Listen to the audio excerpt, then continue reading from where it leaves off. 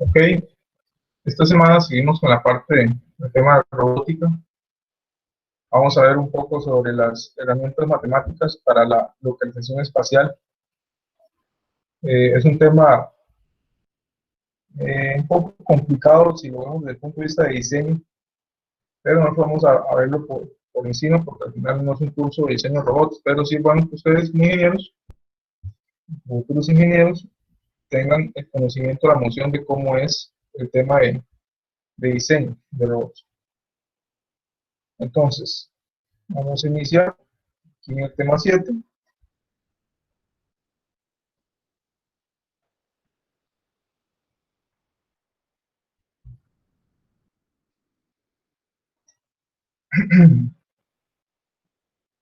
¿Qué es localización espacial? Antes de empezar, vamos a ver algunos temas, algunas definiciones, como es la manipulación, que es la habilidad en el manejo y tratamiento de objetos, sea esto levantarlos, moverlos, fijar unos u otros, o trabajar con herramientas, en caso de taladros, pesadoras y máquinas de soldar y demás. Todo esto es lo que hace un brazo robótico, en este caso un robot. Se requiere un método para especificar dónde está el objeto relativo a la mano del robot y un modo de controlar el movimiento de dicha mano. Cuando vamos a hacer un movimiento es hacia dónde tenemos que ir y de dónde estamos para saber y planificar la ruta. En este caso, cuando nosotros programamos al robot le decimos vaya de aquí a aquí, pero el robot tiene que dar una secuencia, tiene que ser un programa interno para saber cómo se va a desplazar del punto A al punto B. Y eso es el tema de localización espacial. El robot tiene que saber cómo localizarse y cómo ubicarse y cómo hacer los traslados. Así como también cómo va a hacer lo que es levantar, cómo moverlo, cómo fijarlo, entre otros. Ok, entonces, ¿cómo hacemos nosotros actualmente? Nosotros, los seres humanos, utilizamos una combinación visual y de tacto para obtener la posición de un objeto y, en este caso, mover el brazo para obtenerlo. La mayoría de los robots calculan la posición de su mano usando un modelo cinemático de su brazo. Nosotros los seres humanos ya desde que estamos creciendo ya vamos desarrollando ese modelo al interno de nuestro cerebro y ya sabemos que si vamos a alcanzar un objeto que está dentro de nuestro alcance con la mano, simplemente lo tomamos. Obviamente ya sabemos cuál va a ser la forma en que el brazo se va a desplazar. Si el objeto está más allá de nuestro alcance y tenemos que desplazarnos un poco, caminar unos cuantos pasos para poder obtener el objeto. Pero por medio de nuestra vista y del tacto podemos obtener y coger el objeto. Eso hay que programárselo a un robot, pero para eso hay que programarlo de acuerdo al tipo de brazo que él tiene. Y por eso es el modelo cinemático. Ok, dicho eso, vamos a ver previamente un poco los sistemas de coordenadas que ustedes ahorita están llevando, creo, teoría electromagnética, entonces ya vieron diferentes sistemas de coordenadas. El que es cartesiano es el más conocido, tenemos X, Y, Z, y podemos representar cualquier punto a través de esos tres puntos, tanto en X, tanto en Y, tanto en Z, y ese es el punto P que está aquí. Eso en tres dimensiones. Aquí cualquier punto podemos ubicarlo en cualquier parte del plano, del espacio. ¿No? Cuando tenemos sistemas de coordenadas cilíndricas, un punto P en coordenadas cilíndricas se representa por ρ, por φ y por z, donde ρ es la coordenada radial definida como la distancia del punto P al eje Z, o bien la longitud de la proyección del radio vector sobre el plano XY. Ahorita vamos a ver un dibujo para que quede más claro. Phi es la coordenada azimutal definida como el ángulo que forma entre el eje X y la proyección del radio vector sobre el plano XY. Y Z es la altura, definida como la distancia con signo desde el punto P al plano XY. Ok, ¿cómo se come eso? Aquí vamos a verlo con este plano, con este espacio, donde el ángulo phi es el de este plano de acá, es ese ángulo que está en ese sentido. Z es la altura y ρ es el valor que hay desde este eje hasta el punto. En ese caso sería este valor de acá. Cuando utilizamos este tipo de sistemas de coordenadas cilíndricas es porque el movimiento, o nos es más práctico trabajar en sistemas de este tipo, que tienen una forma cilíndrica. Pero normalmente no es el caso. Muchas veces tenemos un comportamiento más esférico. Entonces, por eso venimos con el sistema de coordenadas esféricas. El sistema de coordenadas esféricas es ideal al tratar con problemas que implican cierto grado de simetría esférica. Se basa en la misma idea que las coordenadas polares y se utiliza para determinar la posición espacial de un punto mediante una distancia y dos ángulos. En consecuencia, un punto P queda representado por un conjunto de tres magnitudes: el radio, el ángulo polar y el azimut, donde R es el radio desde origen al punto P, donde zeta es el llamado latitud, que es el ángulo entre el eje Z y el vector de posición P, y phi se mide como desde el eje X, igual que el ángulo azimutal en coordenadas cilíndricas, eso no cambia. De forma gráfica, lo podemos ver de esta manera. Phi sigue siendo el mismo ángulo que en las coordenadas cilíndricas. Zeta, vean que ahora es sobre el eje Z, y el radio es simplemente el radio de la esfera que estamos representando en este punto. Entonces, esta sería la coordenada esférica, perdón. Ahora bien, ¿cómo es el movimiento de un robot?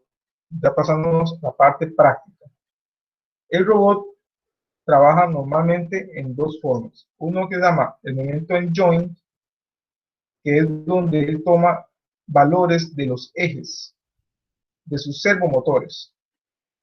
Y el otro es en coordenadas cartesianas, que es X, Y, Z, donde el origen del robot está en un punto especificado por el fabricante. A ese punto y a ese marco de trabajo se le llama work frame. Entonces, desde ese punto de vista, este de acá, que se ve acá, es el origen de todo el espacio donde trabaja este robot.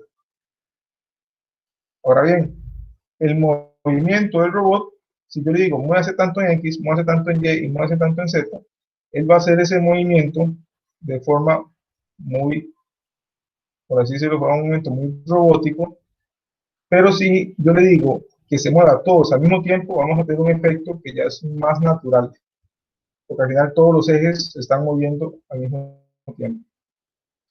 En el caso del joint, es que el robot le vamos a indicar por medio de los valores de sus ejes, de sus posiciones en sus ejes, en qué punto va a quedar, de qué punto va a qué punto va a ir. No existe X, Y, Z, sino lo que existe son 6 puntos o 6 valores en donde indica qué posición tienen los servomotores, que al final son sus ejes. En ese caso, este robot es de 6 ejes, entonces tengo que tener 6 valores en los que me especifica qué valor tiene este servo para ubicarlo en esa posición, qué valor tiene este, qué valor tiene este y este. Todos un valor específico para que se ubique en una posición ya definida. Entonces, vean que hay diferencias. ¿Cuál es la que trabaja más como el robot? Podemos decir que un robot puede trabajar en esta, pero al final lo que va a pasar va a ir a este punto porque él ocupa definir, indicarle a los servos en qué posición tienen que colocarse. Entonces, ustedes en los robots van a encontrar estas dos formas de trabajar. Ok, ¿dudas hasta acá con el tema de los sistemas de coordenadas?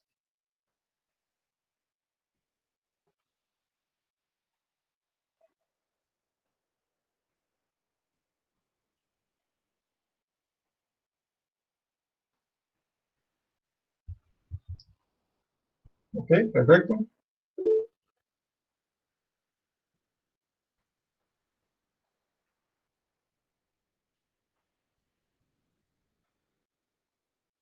Seguimos con el servomotor.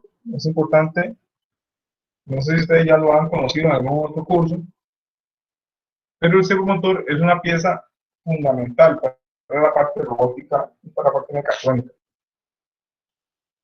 Tal vez ustedes en algunos proyectos han visto un servo pequeño como este, que se utiliza en algunos proyectos pequeñitos para ya colegios o también en la universidad. que incluso estos pequeños robots que estamos trabajando, que hay en electrónica, tiene ese tipo de servomotores pequeñitos.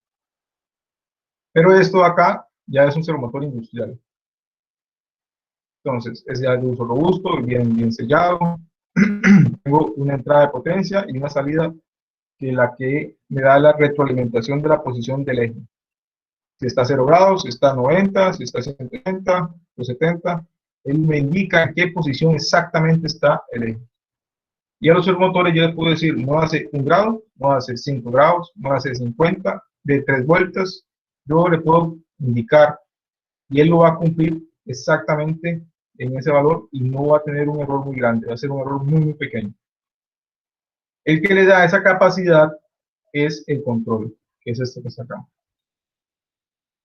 El sistema consta, para los que, alguno que lleva control automático, si no lo van a ver más adelante, de un controlador que lo que hace es controlar al motor y a sus engranajes, porque es un motor que viene con una serie de inductores y tiene una retroalimentación, que normalmente esa retroalimentación estaba por un resolver, que a ustedes ahí le queda de tarea moral investigar qué es, porque es importante.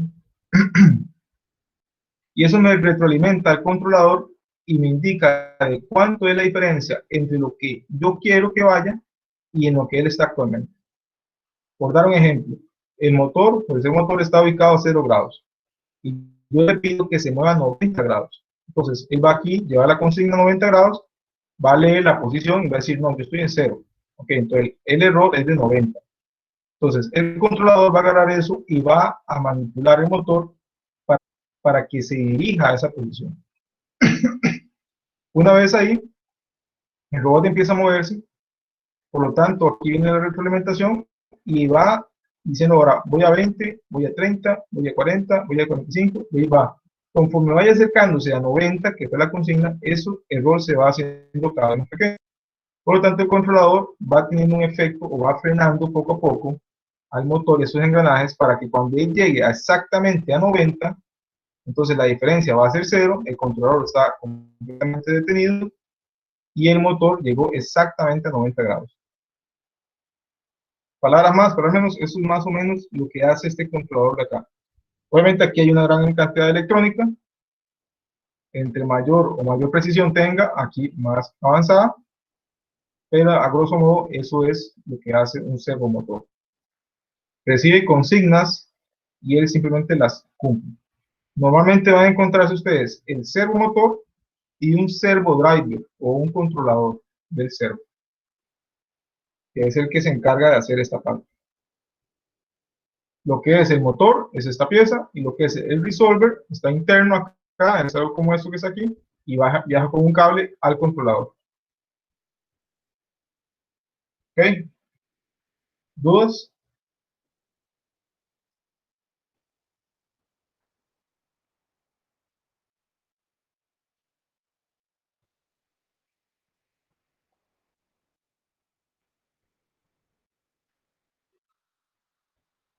¿Todo claro? Entonces, ¿okay?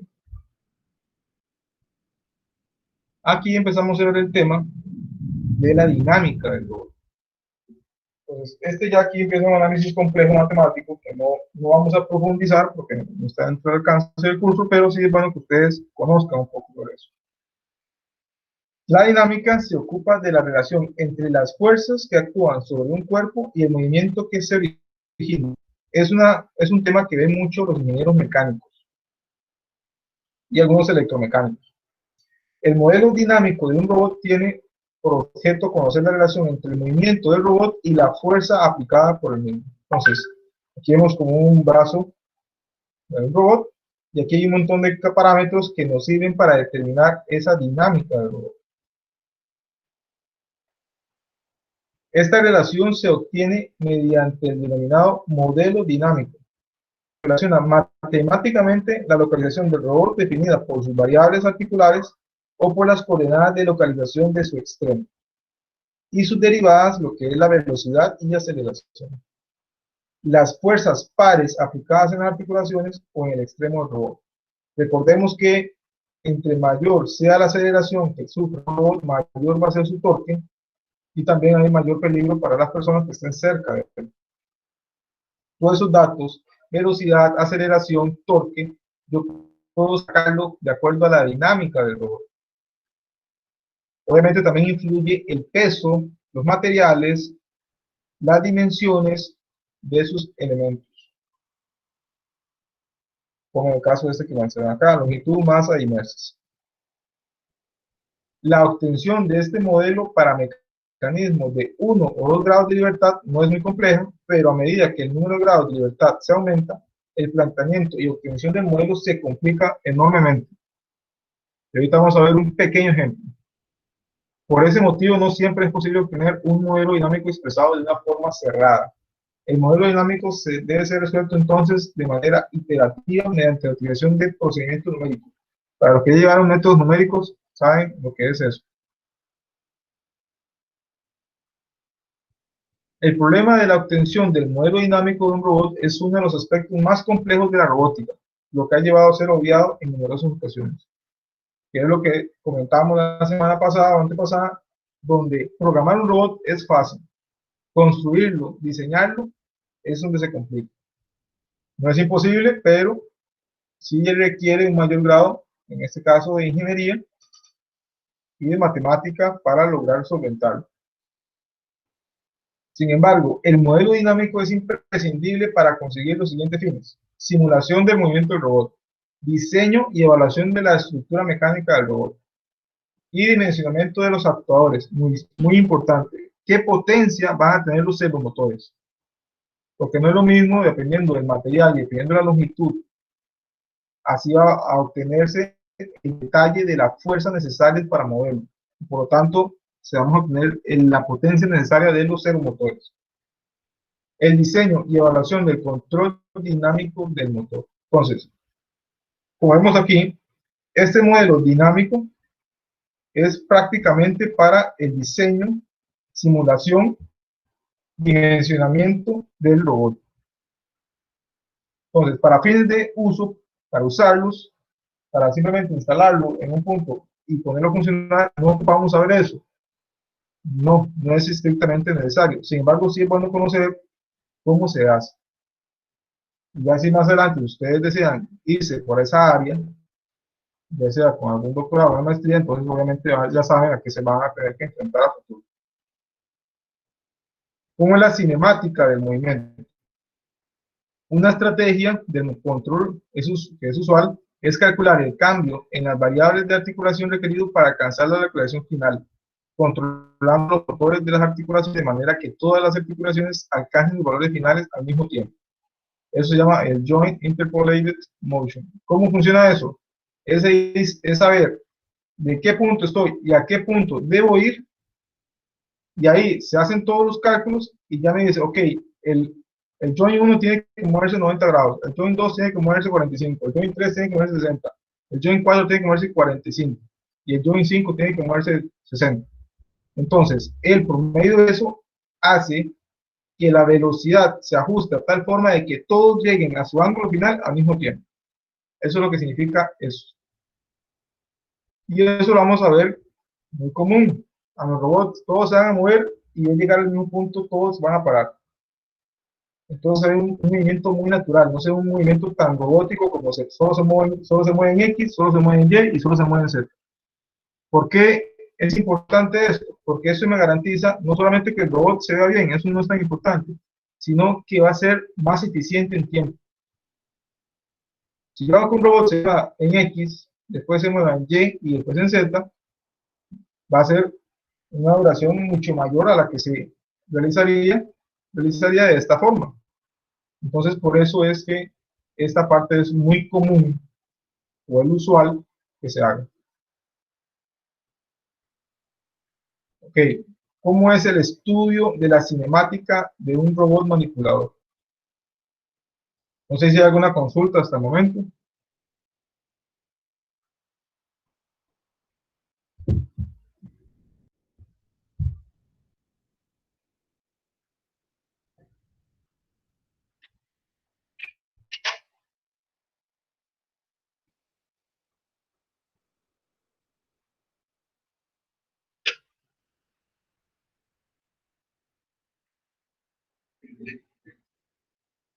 ¿Ninguna? Ok, sigamos entonces. La cinemática del robot es el estudio de su movimiento con respecto al sistema de referencia. Es una descripción analítica del movimiento espacial en función del tiempo. Nos da relaciones de localización del extremo del robot y valores de sus articulaciones. ¿Cómo puedo resolver eso? Hay diferentes formas. Está el problema cinemático directo, que es determinar la posición y orientación del extremo final del robot con respecto a un sistema de coordenadas de referencia. ¿Se acuerdan cuando hablábamos de esto? Ese es su sistema de referencia, este es su cero. Entonces, ahí entra el tema de localización.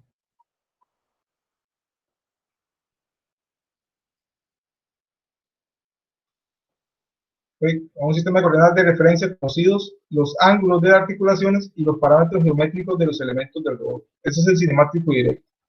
El cinemático inverso es determinar la configuración que debe adoptar el robot para una posición y orientación del extremo ya conocida. Entonces va al revés. Él ya conoce lo que son los ángulos y los parámetros geométricos y entonces ya puede saber cuál es la posición final, o conociendo la posición final, qué valores va a tener las articulaciones para ubicarse. Por eso este directo y este es indirecto. Y también tenemos el modelo diferencial o matriz jacobiana, que da las relaciones entre las velocidades y el movimiento de las articulaciones y las del extremo del robot. Entonces, esta, solamente vamos a ver una muestra, es el jacobiano del manipulador. Dado un manipulador de n articulaciones, el jacobiano asociado a dicho manipulador representa la transformación instantánea del vector n dimensional de velocidades de las articulaciones y el vector de 6 dimensiones, contenido las velocidades iniciales, velocidades lineales y angulares del elemento terminal. El jacobiano será por lo tanto una matriz de 6 por n. Entonces, si vemos aquí la representación para un manipulador de 6 articulaciones, ese sería el jacobiano.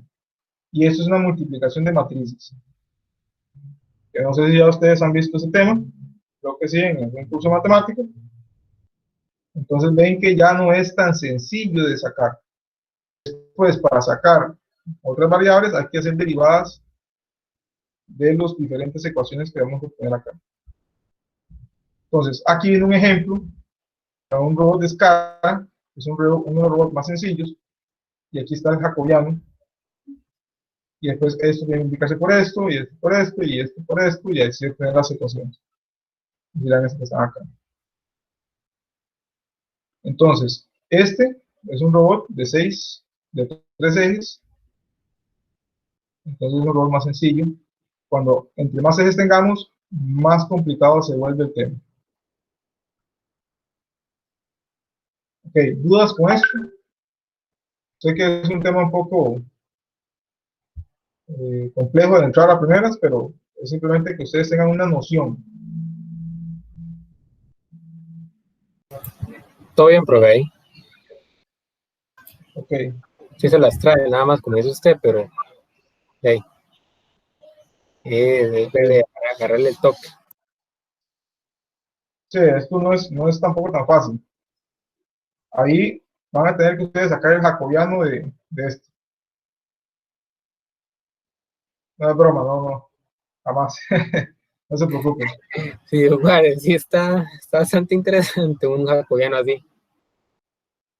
O sea, ahí pueden encontrar videos en internet o pueden encontrar documentación ya aparte de diseño de robots, que ahí ya vienen las ecuaciones. No es algo tampoco sumamente complejo, sino que sí se vuelve extenuante porque son muchas iteraciones, pero al final es un proceso que se hace una vez o unas cuantas veces para ya lograr el diseño final del robot. Y también existen ahora programas de computadora que nos ayudan a hacer el diseño de robots. No tenemos que hacer nosotros los cálculos, sino que ya los software y las computadoras lo hacen por nosotros. Obviamente son programas ya especiales que poseerán, en este caso, empresas como ABB y Fanuc y todas estas, y KUKA, que se diseñan y se fabrican robots.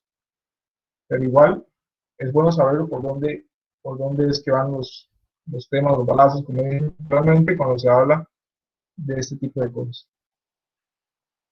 Aquí nada más quería mostrarles un ejemplo real de la programación de un robot, en este caso es el FANUC. Entonces, quiero que vean la comparación entre lo que ustedes han trabajado, han hecho estos días ahí con el simulador, y cómo es un comando o una programación real de un robot. Entonces, vamos a ver aquí diferentes, pero vean que esto es un movimiento a diferentes puntos. Cada uno de estos puntos, 1, 2, 3, 4, 1, son valores específicos de posición, muy parecido a lo que ustedes hicieron en las prácticas. Aquí nada más, aquí hay una explicación detallada del comando. Aquí vean que habla sobre la J, puede ser tipo J, que es join, que es el movimiento de los ejes, puede ser lineal, en este caso especificando X, Y, Z, también puede ser circular. Este P, en este caso es la posición, en este caso quiero que se mueva al punto 1, ese es el registro. Tengo de 1 hasta 32.767 posibilidades. Entonces vean que sí tengo suficiente como para poder mover el robot a cualquier parte y hacer muchas secuencias. Esto de acá es la velocidad en la que él se mueve. Vean que habla del 50%. Yo puedo especificar en porcentaje de 1 a 100.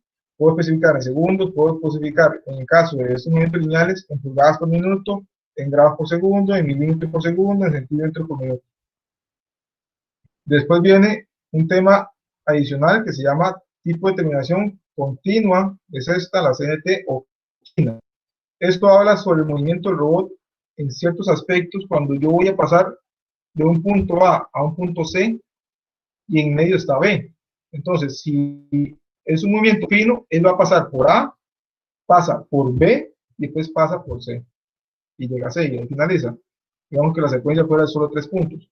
Pero si yo tengo una condición continua y yo sé que él tiene que pasar solo por B, no tiene que hacer nada, entonces lo que hace es que hace un atajo y no pasa exactamente por B, sino que lo rodea para optimizar, por decirlo así, el tiempo. Es algo parecido a lo que nos encontramos todos en las plazas de los barrios, donde ahí siempre hay un camino ahí en la hipotenusa, ¿verdad? En el puro, la gente no hace los vértices, sino que pasa por la hipotenusa. Entonces se ahorra ese espacio. Ese sería el caso de continuo. En el caso de fino, es que va por los vértices completamente. Después tengo aquí otro que es la aceleración y aparece un valor de 100, quiere decir que acelera al máximo. Va al máximo la aceleración, eso hay que tener cuidado, porque por un lado ganamos velocidad, pero por otro lado vamos a sacrificar un poco, en este caso el robot, porque lo estamos esforzando más de la cuenta. Entonces no siempre es bueno ponerle esta aceleración a 100, además de que corre un mayor riesgo una persona que esté cerca porque va a hacer movimientos muy rápidos y puede golpear fuerte a una persona. Ok, eso sería la presentación de hoy y con esto ya terminamos lo que es la materia del curso. ¿Qué vamos a hacer la próxima semana? La próxima semana yo ocupo que me manden esta semana, hoy, ojalá hoy, al correo, donde me indiquen los grupos en los que están con el proyecto. Porque la otra semana yo voy a asignar una cita para cada uno de ustedes, para cada grupo, para ver el avance del proyecto. Ahí vamos a hacer como una reunión previa, como si ustedes fueron a hacer el levantamiento inicial, vieron ahí lo que está ahorita en el documento, tienen una propuesta inicial, preliminar, pero van a hacer una reunión antes de presentar la propuesta con el ingeniero, con el encargado de planta o con lo que sea. En este caso yo cogería esa función. Ustedes me van a explicar el avance, cómo lo llevan, y ahí vamos viendo si requieren una orientación o si simplemente van bien y pueden continuar. Entonces, ocuparía la lista, que me la pasen al correo, ahí pongan el grupo de programación, sería los viernes, que me pongan los integrantes para darle la cita para el próximo viernes. Cada grupo va a tener ahí aproximadamente 20-30 minutos para que me expliquen y ir viendo el detalle de los avances. No sé si hay alguna consulta. Bueno, aquí hay 3 preguntas. Vamos a ver. Profe, ¿Sí? en el transcurso de la semana todavía te podemos seguir haciendo preguntas, ¿verdad? Del proyecto, cualquier cosa. Ah, sí, sí, claro, consulta sí. Lo que quiero ver es Ah, ok. el avance y orientarlos un poco a cada grupo para que el trabajo sea de calidad y ustedes aprendan. O sea, que sea un ejercicio, que sea un buen ejercicio para que ustedes a futuro puedan desarrollarlo eso sin ningún problema. Por lo menos toda esta parte de Oh, ok, ok. logística, toda esta parte de la reunión con los ingenieros y demás, para que ustedes ya vayan un poquito fogueados en esos temas. Ok, estaríamos con las Profe, consultas. Sí, profe. profe, tengo una consultilla con respecto al proyecto. Ajá. Eh, Cuando usted menciona ahí sobre el informe ejecutivo, eso es lo que yo le voy a llevar a mi cliente para venderle. O sea, no tiene que ser un informe programado, sino es el, digamos, es la venta. Sí, sí, correcto. Es como una propuesta, nada más que a diferencia, una cotización que prácticamente viene, es una hoja o unas cuantas hojas. En este caso, un informe ejecutivo es un detalle un poco más elaborado de lo que ustedes van a hacer, indicando qué equipo van a usar, qué protocolos van a usar, cómo va a ser la topología. O sea, prácticamente lo que yo pedí ahí en la guía, pero de forma muy resumida, o sea, sin tanta parla, por así decirlo. O sea, ya, No es ok, que van a pero llegar, sí, no es que van a llegar y van a hacer una introducción y que van a hacer una explicación de cada elemento y que vienen ahí 15 páginas de explicando cada equipo, que es un PLC, digamos, eso a alguien no le interesa saber qué es un PLC, ya lo saben. ok, Entonces, ok, todo sí, eso se ve sería la venta, lo que tengo que convencer al ingeniero que me compre. correcto. Ok, Igual, eso depende mucho a quién se lo van a presentar, porque si va a ser, sin menospreciar a un administrador de empresas, ¿verdad? Si ustedes le van a presentar ese documento a un administrador de empresas, no va a ser muy técnico, sí, tiene que ser correcto. más, para que lo entienda cualquier persona. Si lo van a presentar a un ingeniero, sí, porque el ingeniero va a ver eso. Quiere Sí, saber sí, qué correcto. equipo va a usar, quiere saber qué protocolo, qué topología, quiere saber todo eso. Entonces, ustedes se lo van a presentar a un ingeniero, entonces por eso es que les pido todo ese tipo de cosas. Y normalmente en las empresas, cuando van a presentar un proyecto de ese tipo, normalmente se lo van a presentar a un ingeniero. Sí, correcto. Ujú. Ok, Ok, sería, gracias. ok, entonces vamos a pasar al sorteo. O no sé si alguien quiere presentar el robot funcionando con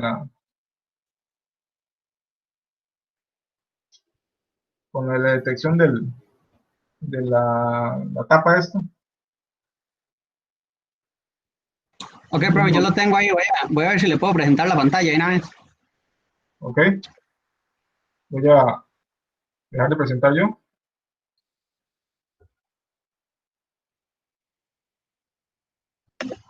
Pero yo tenía una duda con eso del sensor, pero Ajá. más o menos, digamos, es que yo he visto, bueno, yo vi la programación que hace ahí como ejemplo, hay que utilizar un if para meter el sensor, se supone. ¿Cuál Pero sensor? El sensor del edificio. sí, el de orificio. O sea, ahí abajo siempre está encendido, o sea, aunque uno no lo ponga, Sí, correcto. Sí, pero digamos, él cuando lo excluye es que se apaga. Entonces tú tienes que preguntar, por ejemplo, ahorita el que está presentando, ¿quién es? Me fue. Oscar. Oscar, Oscar, puedes poner ahí el código, en el código la parte donde está el if del sensor. ¿Dónde está el qué, perdón? Donde está el if, la condicional de la detección del hueco.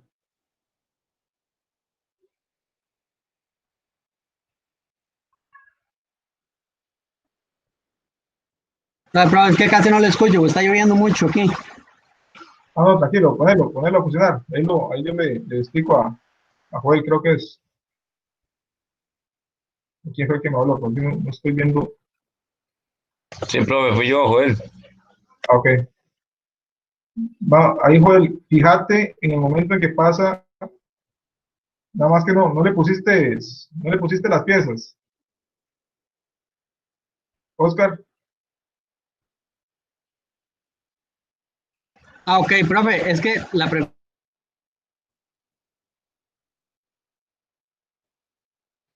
aló.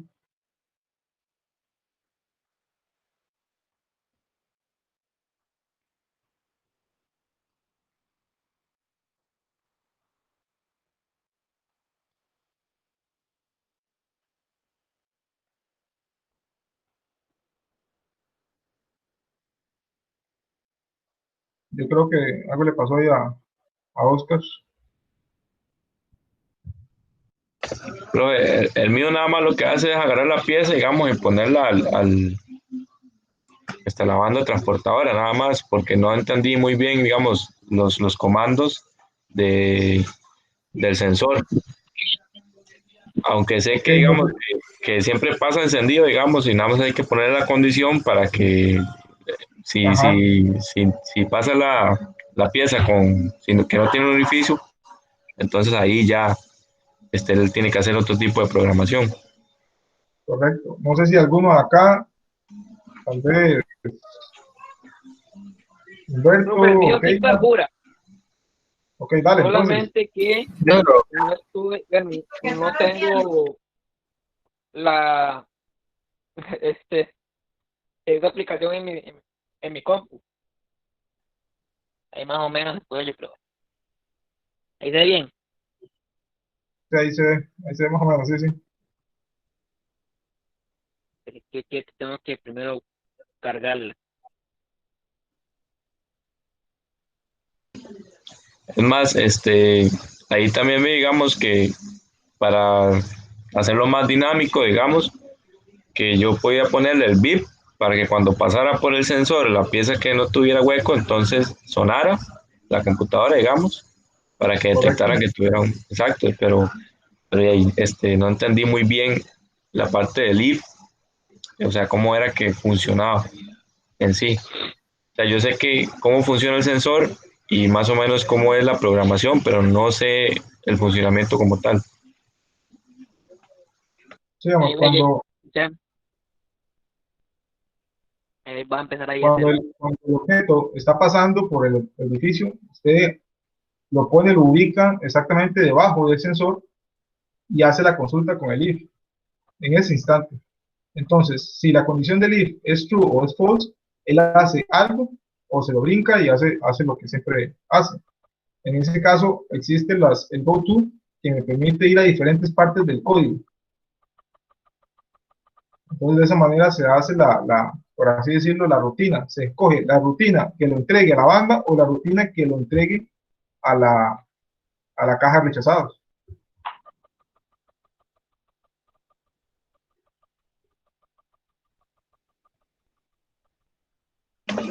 Sí, esa parte no la sabía yo. Entonces, esa era mi duda más que todo, porque digamos, Por ejemplo, igual yo ahí sé que ya, también ya ahí sí, la sí, lo dejé detectó, sí. registrado. Ahí, Luis, puedes hacerle zoom a la parte del código para mostrárselo a Joel. Es que eso, vamos a ver. No se puede zoom ahí, pero No, ya sí a se tu celular, puede. a tu celular, Ahí digamos, está. exactamente. Sí, nada más que no se logra ver.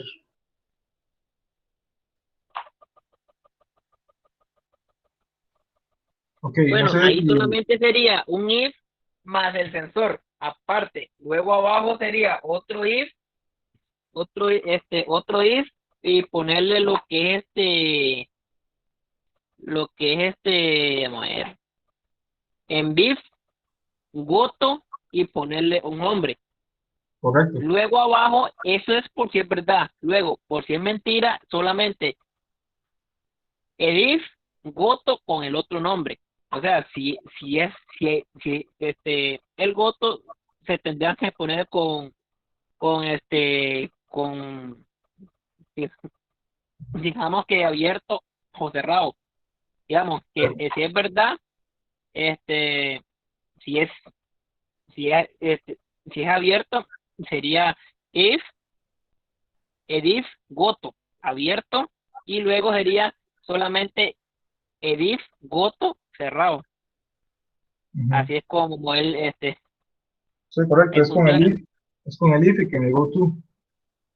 Ahí, muy bien, Luis, quedó bien, se ve bien. ¿Algún otro? O si no, escoja Humberto, o Miguel. profe, yo lo tengo. Ok, dale, Humberto, entonces. Voy. Perfecto, Luis. Entonces, este aquí ya están colocadas las piezas. Yo no, para que lo pueda ver aquí también, yo lo que utilicé, profe, fue más bien un if si el sensor está vencido Entonces, quiere decir que la pieza era hueca. Entonces, con eso se daba con que esto iba a dar a la banda y la banda se iba a activar. Y luego, si el sensor se daba que estaba una pieza con obstrucción, entonces iba a ubicarse aquí. Véalo aquí.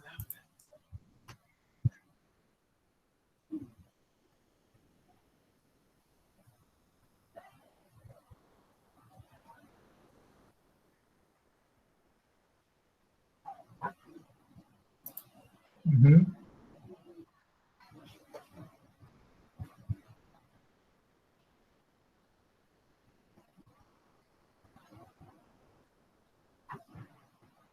Y luego se apaga ahí. Ahora él espera la siguiente instrucción de nuevo para que lo llamen. Entonces ahí va a ir con el que tiene la pieza cerrada. Ok.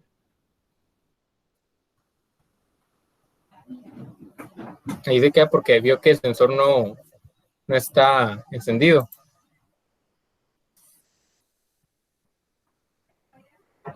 Y ya suelta. Y luego se acomoda en la posición de él, la de home, y listo. Ujú. Sí, correcto. Sí, vos lo hiciste de esa forma, también funciona. La otra, que es la que yo más recomiendo, es hacerlo con el GoTo, porque queda como más estructurado el código. Pero igual, ambas son válidas. Ok, ahí vamos a ver. Es que yo, Sí, yo me basé mucho, yo me basé porque, digamos, usted había dicho lo del if, entonces yo me centré en el if y el if, entonces no, sí, no se me correcto. ocurrió Sí. lo del go. No, el if va, el if tiene que ir, porque si no, nunca se hace la pregunta. Nada más que dentro del if no se pone todo el código, sino que dentro del if se pone solamente el GoTo. Y ya va Ajá. hacia la parte donde hace la rutina de la banda o hace la rutina de la caja de rechazo. Pero igual. Profe, ya ahora sí, ya puedo compartirlo. Ah, ok. A ver. Me veo ahí. Nada más ahí si puedes apagar el micrófono de la computadora o del celular para que no salga el feedback. Aparece ahí, ¿no? Ahorita no se ve nada. Mira, yo voy a dejar de grabar porque si no ha sido va a quedar Ahí. demasiado grande.